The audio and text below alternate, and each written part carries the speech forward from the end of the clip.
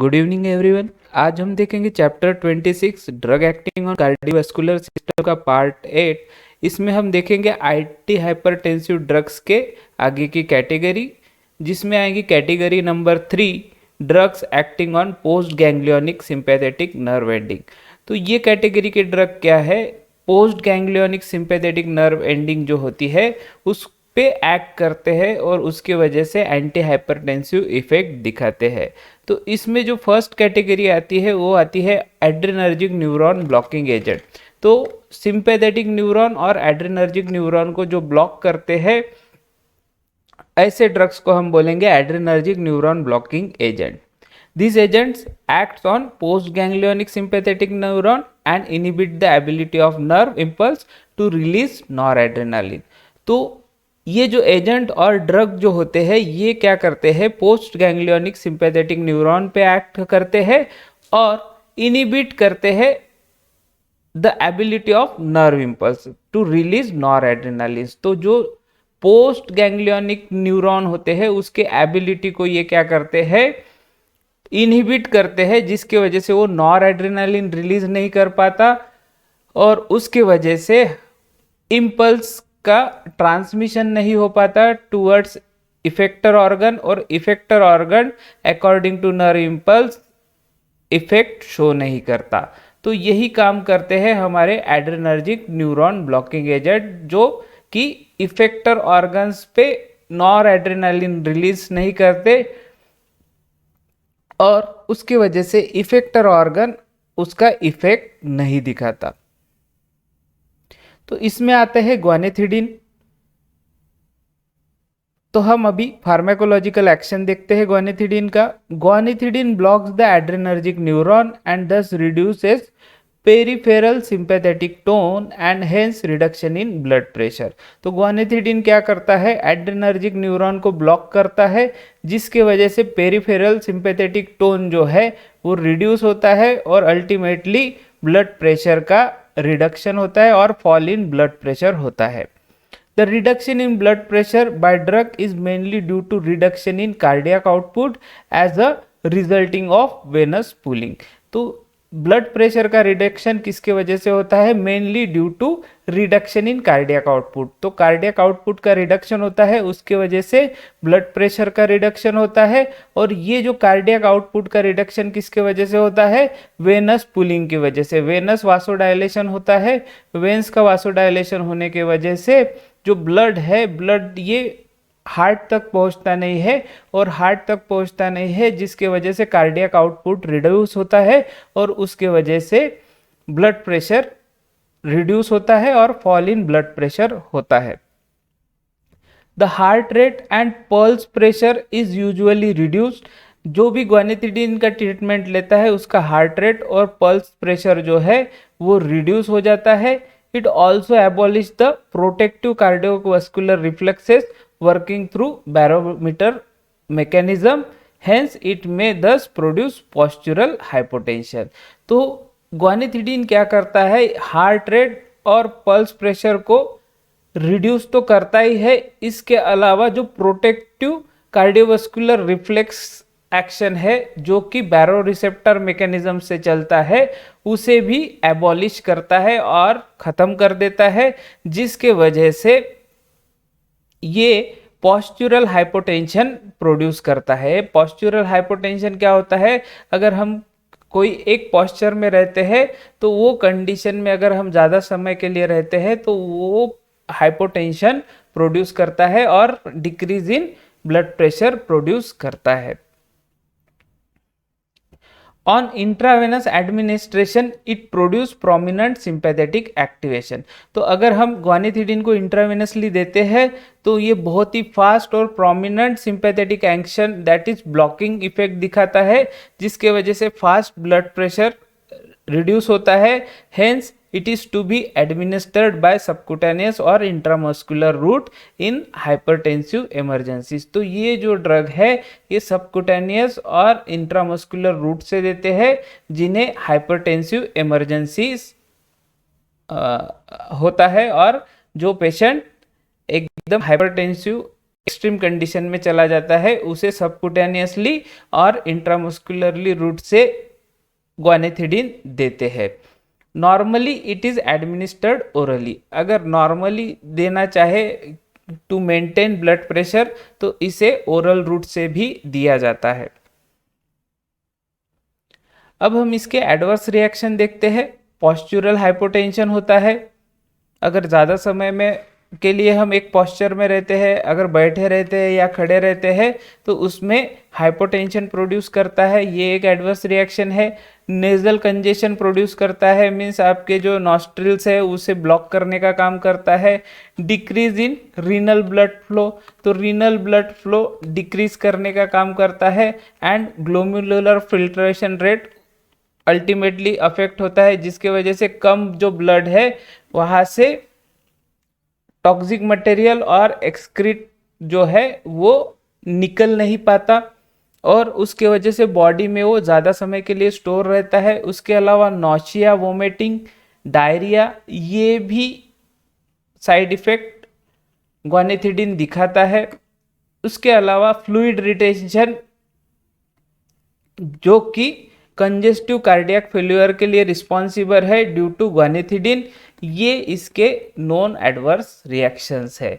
तो fluid retention की वजह से कंजेस्टिव कार्डियक फेल्यूर होने का चांसेस है अगर ग्वानिथिडीन ज़्यादा समय के लिए कोई पेशेंट यूज़ कर रहा है, तो ये बहुत मेजर साइड इफ़ेक्ट है और एडवर्स इफ़ेक्ट है ग्वानिथिडीन का। अब हम आते हैं ग्वानिथिडीन के डोज पे।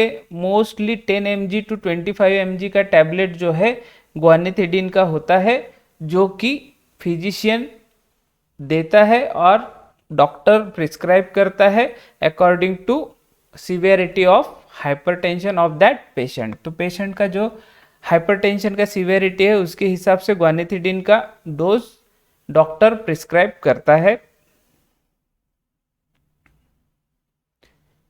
अब सेकंड कैटेगरी आती है कैटाकोलामिन डिप्लीटर। तो कैटाकोलामिन क्या होते हैं? कैटाकोलामिन जो हमारे बॉडी में होते हैं मोस्टली ये जो है ये एज अ न्यूरोट्रांसमीटर करके काम करते हैं। मीन्स ये न्यूरॉन्स टू न्यूरॉन्स मैसेज को ट्रांसमिट करने का काम करते हैं। तो ये जो कैटाकोलामिन है इसका डिप्लीशन करने वाले ड्रग भी ये कैटेगरी में आते हैं, जो कि कैटाकोलामिन को उसकी जो स्टोरेज साइट है वहां से निकालते हैं और निकाल के बाद में उसका डिग्रेडेशन होता है और डिग्रेडेशन होने के वजह से जो हमें डिजायर्ड इफेक्ट चाहिए वो मिलता है of that anti hypertensive drug. तो कैटाकोलामिन डिप्लीटर का वेल नोन एग्जांपल है reserpine. It is a potent anti hypertensive alkaloid. तो ये जो रिजर्पिन है ये पोटेंट एंटी हाइपरटेंसिव अल्कोलॉइड है। अभी फार्माकोलॉजिकल एक्शन देखते हैं। The exact mechanism of drug is not establish, means अभी तक इसका एग्जैक्ट मैकेनिज्म ऑफ एक्शन जो है अभी तक एस्टेब्लिश नहीं हुआ है, but however it is known to deplete the catecholamines. But ये स्टडीज से पाया गया है कि ये जो है जो स्टोर है न्यूरोट्रांसमीटर्स का इन न्यूरॉन्स और न्यूरॉन टर्मिनल और नर्व एंडिंग, वहां से कैटाकोलामिन्स को बाहर निकालता है और उसका फर्दर डिग्रेडेशन होता है। तो स्पेशली कैटाकोलामिन्स कौन से है? नॉन एड्रेनालिन, एड्रेनालिन, डोपामिन, ये जो कैटाकोलामिन्स है जो कि स्टोर रहते हैं at nerve ending in a granular form, उसे रिजर्पिन क्या करता है? बाहर निकालता है। बाहर निकाल के फिर वो कैटाकोलामिन्स का डिग्रेडेशन होता है और उसके वजह से ये न्यूरोट्रांसमीटर के जो इफेक्ट्स है वो कम हो जाते हैं। It causes depletion of noradrenaline store in the peripheral sympathetic nerve ending. तो पेरिफेरल सिंपैथेटिक नर्व एंडिंग जो होते हैं वहां पे जो नॉरएड्रेनालिन का स्टोर होता है एट नर्व एंडिंग, वहां से ये रिजर्पिन क्या करता है? नॉरएड्रेनालिन को बाहर निकालता है। मीन्स वो स्टोर से बाहर निकालता है। मीन्स जो नर्व्स है नर्व्स का स्टोरेज है नॉर एड्रेनालिन, उसे खत्म करना ये रिजर्पिन का काम है। Reserpine acts on both granular Uptake and granular amine storage. तो जो कैटाकोलामीन स्टोर रहता है उसको भी रिजर्पिन डिप्लीट करता है। इसके अलावा जो ग्रैनुलर अपटेक होना है, जो न्यूरोट्रांसमीटर का रीअपटेक होता है जो यूज नहीं हुआ है, तो नर्व एंडिंग क्या करती है, उसे वापस ले लेती है फॉर नेक्स्ट एक्शन पोटेंशियल और फॉर नेक्स्ट इम्पल्स।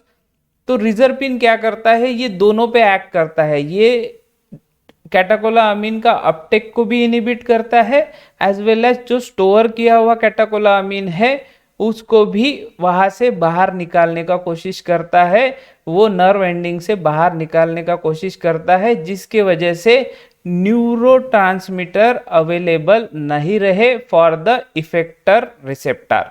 जो इफेक्टर एंडिंग है और जो भी इफेक्टर टिश्यू है जो कि इफेक्ट शो करने वाला है, उसके रिसेप्टर के लिए न्यूरोट्रांसमीटर ही नहीं बचता जब भी कोई patient reserpine as a anti hypertensive drug करके यूज करता है। The part of intracellular Na और noradrenaline is destroyed by enzyme MAO, that is monoamine oxidase. तो जैसा कि हमने इससे पहले भी देखा है, मोनोअमीन ऑक्सीडेज एंजाइम हमारे बॉडी में रहता है intracellularly as well as extra cellularly भी, जिसकी वजह से क्या होता है कि भाई अगर नॉन एड्रेनालिन है तो ये मोनोअमीन ऑक्सीडेज क्या करता है, ये नॉन एड्रेनालिन को डिस्ट्रॉय कर देता है, जिसके वजह से ये कुछ काम का नहीं रहता। तो इंट्रासेल्युलरली अगर वो प्रेजेंट है नॉर एड्रेनालिन, तो माओ इनिबिटर जो है, सॉरी मोनोअमीन ऑक्सीडेज जो है, इनिबिटर नहीं, मैं गलती से बोल गया, सॉरी, मोनोअमीन ऑक्सीडेज एंजाइम जो है ये क्या करता है, नॉर एड्रेनालिन को डिस्ट्रॉय करने का काम करता है, जिसके वजह से कंप्लीटली डिस्ट्रक्शन ऑफ कैटाकोलामीन होता है। और जो इफेक्टर ऑर्गन है और इफेक्टर ऑर्गन पे जो भी रिसेप्टर है फॉर दैट कैटाकोलामीन, वो रिसेप्टर के लिए कैटाकोलामीन बचता ही नहीं है और वो रिसेप्टर पे वो कैटाकोलामीन बाइंड ही नहीं होता, और उसके वजह से वो रिसेप्टर ऑर्गन उसका इफेक्ट नहीं दिखाता। Reserpine also inhibit the storage of freshly synthesized non-adrenaline within the granule। तो within the granule जो non-adrenaline freshly synthesize हो रहा है उसको भी इनिबिट करने का काम जो है रिजर्पिन करता है। तो जो भी पेशेंट रिजर्पिन को ले रहा है, एक तो वो पोटेंट एंटी हाइपरटेंसिव अल्कोलॉइड है, तो जिसने भी रिजर्पिन को लिया जिसको हाइपरटेंशन है, उसका नॉर एड्रेनालिन का synthesis, freshly synthesis non adrenaline, वो भी काम से गया, और उसके अलावा जो स्टोर किया हुआ नॉन एड्रेनालिन है ये एट नर्व एंडिंग, वो भी डिप्लीट करने का काम रिजर्पिन करता है, और वो डिप्लीट होने के बाद मोनोअमीन ऑक्सीडेज एंजाइम जो है उसको फर्दर डिस्ट्रॉय कर देता है। Thus reserpine action leads to depletion of transmitters and consequently the peripheral sympathetic blockade. तो ये इनडायरेक्टली ब्लॉकेट ही करता है और ब्लॉक करता है सिंपैथेटिक नर्व एंडिंग्स को। एक तो जो कैटाकोलामीन है, कैटाकोलामीन्स को डिस्ट्रॉय कर देना, ये काइंड ऑफ ब्लॉकिंग ही माना जाएगा, क्योंकि रिसेप्टर तो प्रेजेंट है बट न्यूरोट्रांसमीटर ही प्रेजेंट नहीं है, तो ये अल्टीमेटली वो एक्शन ही ब्लॉक कर रहा है।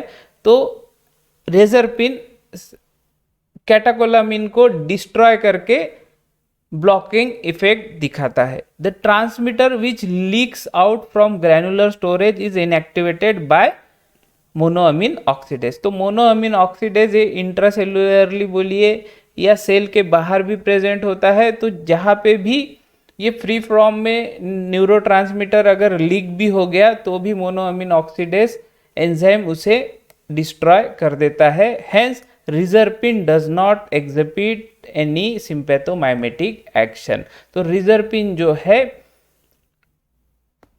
डिप्लीशन करता है आपके न्यूरोट्रांसमीटर का, जिसके वजह से वो कोई भी सिंपैथोमाइमेटिक एक्शन प्रोड्यूस होने नहीं देता। अभी इसके एडवर्स रिएक्शन देखते हैं। तो फर्स्ट है सलाइवेशन, मीन्स ये सलाइवा प्रोड्यूस करता है। उसके बाद वासोडाइलेशन प्रोड्यूस करता है।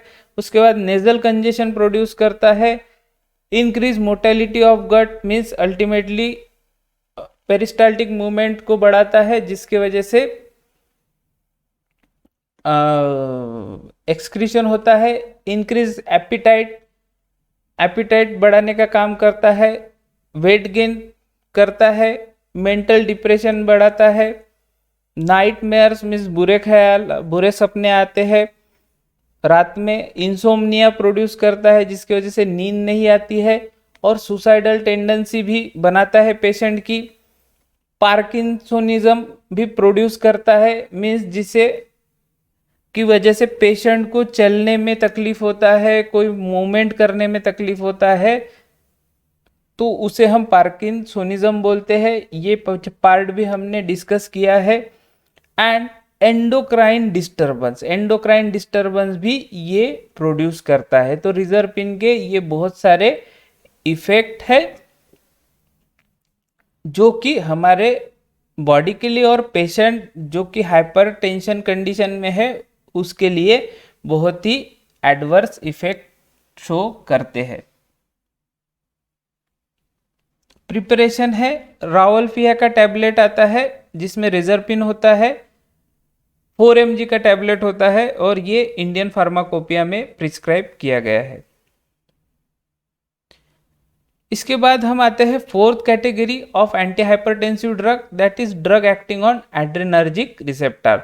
तो जो सिंपैथेटिक रिसेप्टर और एड्रेनर्जिक रिसेप्टर है उस पे जो एक्ट करते हैं ड्रग और उसके वजह से जो एंटी हाइपरटेंसिव इफेक्ट मिलता है, ऐसे ड्रग्स को हम ये कैटेगरी में डिस्कस करेंगे।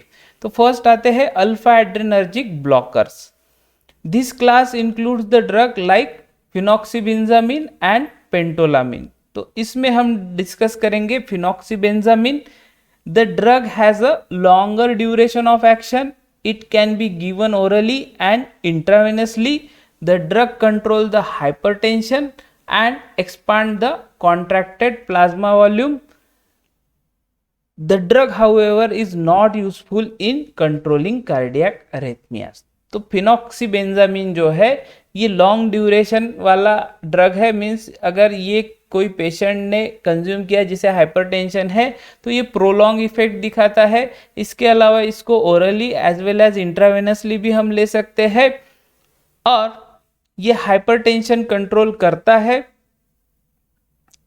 इसके अलावा कॉन्ट्रैक्टेड प्लाज्मा वॉल्यूम जो होता है उसे एक्सपांड करने का भी काम करता है, but it is not useful in controlling cardiac arrhythmia. तो कार्डियक अरिथमिया जो होता है due to decrease in blood pressure, उसे ये कंट्रोल करने में उतना यूजफुल नहीं है।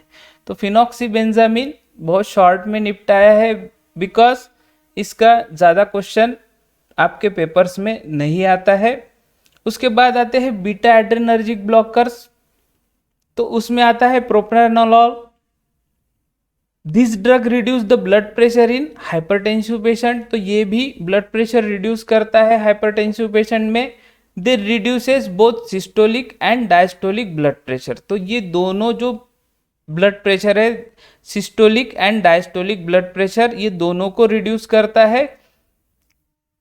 Do not cause tachycardia and do not block baroreceptor mechanism.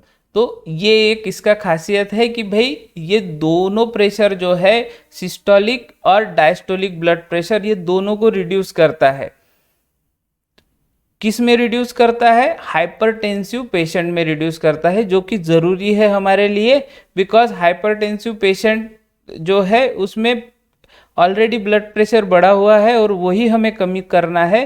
तो ये दोनों मीन्स कॉन्ट्रैक्शन मोड जब होता है हार्ट का वो टाइम में भी ब्लड प्रेशर रिड्यूस करता है, और जब हार्ट रिलैक्स मोड में रहता है वो टाइम का भी ब्लड प्रेशर रिड्यूस करता है without causing tachycardia, means tachycardia भी प्रोड्यूस नहीं करता, एज वेल एज जो बैरो रिसेप्टर मैकेनिज्म है, जो हमारे बॉडी का मैकेनिज्म है जो कि रिफ्लेक्सली एक्ट होता है जब भी हमारे बॉडी का ब्लड प्रेशर फ्लक्चुएट होता है, कम और ज़्यादा होता है, तो बैरो रिसेप्टर जो हमारे ब्लड वेसल्स में प्रेजेंट होते हैं वो सेंस करते हैं और अकॉर्डिंग टू दैट वो ब्लड वेसल्स को कॉन्ट्रैक्ट और रिलैक्स करते हैं। तो ये जो प्रोप्रेनॉल का खासियत है कि भाई ये दोनों प्रेशर्स को रिड्यूस करता है, systolic and diastolic, without producing tachycardia and without disturbing our natural mechanism, that is baro receptor mechanism, जो कि रिफ्लेक्स एक्शन है towards fluctuation in blood pressure. जो फ्लक्चुएशन इन ब्लड प्रेशर होता है उसको मेंटेन करने के लिए जो हमारा रिफ्लेक्स एक्शन प्रोड्यूस करने वाला बैरो रिसेप्टर मैकेनिज्म है उसको भी डिस्टर्ब नहीं करता। And hence postural hypotension is generally not a problem. तो ये खासियत होने के वजह से प्रोप्रेनोलॉल जो है इसके वजह से पोस्चुरल हाइपोटेंशन भी डेवलप नहीं होता। जो वो पेशेंट है हाइपरटेंसिव पेशेंट वो प्रोप्रेनोलॉल का ट्रीटमेंट ले रहा है तो उसे पोस्चुरल हाइपोटेंशन भी जनरली होता नहीं है। Their exact mechanism of action not known, but reduce peripheral resistance and also reduce cardiac output। ये इसका मेन रीजन है कि भाई एग्जैक्ट मैकेनिज्म तो पता नहीं है, बट सेम बाकी की तरह ये भी पेरिफेरल रेजिस्टेंस को रिड्यूस करता है और कार्डियक आउटपुट को भी रिड्यूस करता है लाइक अदर ड्रग्स, और अल्टीमेटली ब्लड प्रेशर को कम करने का काम करता है। दे लोअर द प्लाज्मा रेनिन। जो प्लाज्मा रेनिन है जो कि वासोकंस्ट्रिक्शन के लिए रिस्पॉन्सिबल है, ये उसे भी कम करता है और लो करता है। एक्टिव रेनिन जो प्लाज्मा में होता है उसे कम करने का काम प्रोप्रेनोलॉल करता है, जिसके वजह से वासोकंस्ट्रिक्शन नहीं होता और अल्टीमेटली ब्लड प्रेशर भी ड्रॉप होता है और पेरिफेरल रेसिस्टेंस भी रिड्यूस होता है, जिसके वजह से फॉल इन ब्लड प्रेशर होता है। The drugs are sotalol, labetalol, timolol and propranolol. तो ये बीटा एड्रेनर्जिक ब्लॉकर्स है जो कि यूज होते हैं। उसमें आते हैं सोटेलोलॉल, लैबिटोलॉल, टिमोलॉल एंड प्रोप्रेनोलॉल। अब फिफ्थ कैटेगरी है drug acting directly on vascular smooth muscle. जो वस्कुलर स्मूथ मसल्स है उस पे जो डायरेक्टली एक्टिंग ड्रग है जिसके वजह से हाइपरटेंशन रिड्यूस होता है और ब्लड प्रेशर रिड्यूस होता है, ऐसे ड्रग इस कैटेगरी में आते हैं। इसमें आता है hydralazine. Hydralazine it is useful in combination with other drug. तो ये तभी यूजफुल है जब इसे हम कॉम्बिनेशन में देंगे विथ अदर ड्रग्स। तो फार्माकोलॉजिकल एक्शन देख लेते हैं। Hydralazine directly act on vascular smooth muscle causes vasodilation. तो ये डायरेक्ट स्मूथ मसल्स पे एक्ट होता है और वासोडाइलेशन प्रोड्यूस करता है, जिसके वजह से वासोडाइलेशन होने की वजह से ब्लड प्रेशर ड्रॉप होता है। It blocks the peripheral vasoconstriction action. तो इसका direct effect vascular smooth muscles पे होने की वजह से वासोडाइलेशन होता है और जो वासोकंस्ट्रिक्टर एक्शन है पेरिफेरली उसको भी ये ब्लॉक करता है by this action, that is vascular smooth muscle relaxation और वासोडाइलेशन। ठीक है। Diastolic blood pressure is reduce more than the systolic. तो डायस्टोलिक ब्लड प्रेशर जो है ये ज़्यादा रिड्यूस होता है देन सिस्टोलिक। मीन्स जो जब हार्ट रिलैक्स मोड में रहता है तब ब्लड प्रेशर ज़्यादा रिड्यूस होता है एज कंपेयर टू जब हार्ट कॉन्ट्रैक्ट मोड में रहता है। Decrease in total peripheral resistance is followed by increase in heart rate and cardiac output. तो ये क्यों होता है कि भाई decrease in total peripheral resistance is followed by increase in heart rate and cardiac output due to reflex action. तो जब भी हमारे बॉडी में पेरिफेरल रेजिस्टेंस ड्रॉप होता है due to some drug like hydralazine, तो इसके वजह से रिफ्लेक्स एक्शन की वजह से हमारा हार्ट क्या करता है, to maintain blood pressure heart rate बढ़ा देता है, इंक्रीज हार्ट रेट करता है और कार्डियक आउटपुट भी बढ़ाने का कोशिश करता है.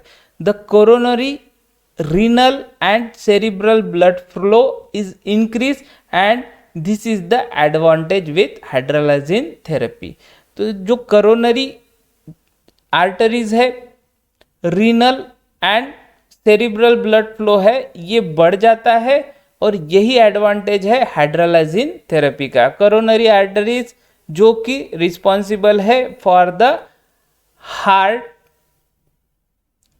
फंक्शन, जिसके वजह से कोरोनरी आर्टरीज के वजह से ऑक्सीजन सप्लाई होता है टू कार्डियक सेल और हार्ट जो है प्रॉपरली काम करता है. और जब हाइड्रोलाइजिन हम देते हैं तो हाइड्रोलाइजिन क्या करता है, वासोडाइलेशन करता है. वासोडाइलेशन करने के वजह से ड्यू टू रिफ्लेक्स एक्शन क्या होता है कि हार्ट रेट और कार्डियक आउटपुट बढ़ जाता है और कार्डियक आउटपुट बढ़ने के वजह से कोरोनरी, रीनल और सेरिब्रल ब्लड फ्लो ये बढ़ जाता है और जिसके वजह से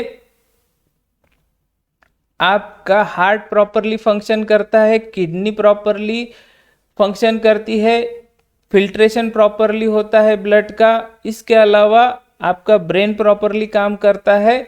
तो यही एडवांटेज है हाइड्रोलाइजिन थेरेपी का अगर हम इसको कॉम्बिनेशन थेरेपी में देते हैं with other potent drug like we have discuss previously. जो भी हमने प्रीवियसली डिस्कस किए हैं वो ड्रग के साथ अगर हम हाइड्रोलाइजिन देते हैं तो ये बहुत बेनिफिशियल होता है due to its advantage, that is its increase blood flow in coronary arteries, kidney as well as cerebrum और सेरिब्रल ब्लड फ्लो.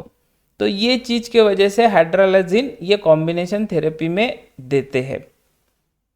अब इसके एडवर्स रिएक्शन देखते हैं. पाल्पिटेशन मीन्स थोड़ा घबराए जैसा लगना, हमें ऐसा फील होना कि भाई हमारी हार्ट बीट तो नहीं बढ़ गई.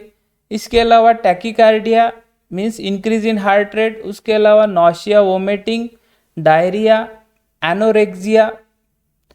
उसके बाद headache, nasal congestion, flushing and dizziness. तो ये इसके कॉमन साइड इफेक्ट है और एडवर्स रिएक्शन है हाइड्रोलाइजिन के. इससे बहुत ज़्यादा भी एडवर्स रिएक्शन इसमें है नहीं, तो इसको हम विथ कॉम्बिनेशन दे सकते हैं विथ अदर ड्रग्स. ठीक है.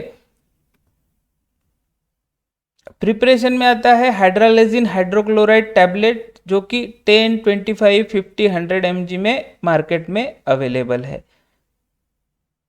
तो ये हो गई हमारी 5th कैटेगरी. तो यहाँ पे हमारा लेक्चर खत्म होता है. If you like the video then share and subscribe my channel. Thanks for watching. God bless you.